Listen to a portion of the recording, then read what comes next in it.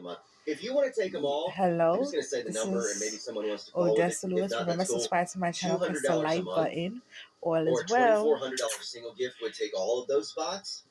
Maybe that's not you. Excuse me. Maybe it is. I don't know. I'm going to say to you again, KLove.com or 800-525-5683. like Britney Spears said, you want a right mansion, now. Take a spot you at want a $12 a car, month. And when you do, you want you get in the friends, drawing for this work thank you gift on for the final it. night. Yeah, we want to make sure you're Anything in. Your you name obtain is in life, you have to work hard for it. You have to put in the work.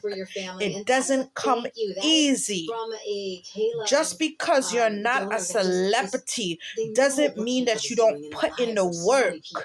Or you're diagnosed with any disease doesn't mean that you don't put in the work and you have it easy.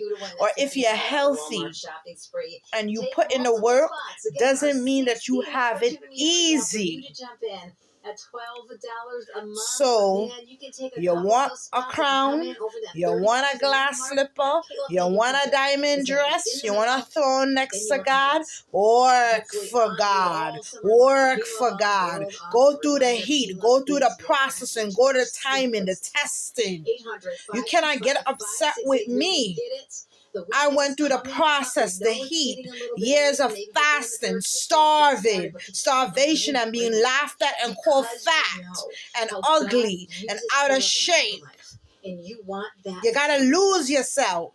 Well, you jump in right now with $12 a month. You gotta be strong, able to take on, mentally tough. You can't be weak-minded like that. You can't have a nervous breakdown when somebody says you're fat. You can't have a nervous breakdown when somebody says you're skinny and ugly and you have no shape. You gotta be strong-minded. Yes, it will hurt your feelings because words hurt. They penetrate the atmosphere. Like my pastor Peter Bondy said, sticks and stones will break my bones, but words will never hurt me. That's not true. Words do hurt. They hurt. They do hurt. But you have to ask God and try to give God to give you the grace. Ask God to vindicate your enemies when they say that. I guarantee the same thing you suffered with, they'll get a little glimpse of what you suffered with and it will go back to you. I remember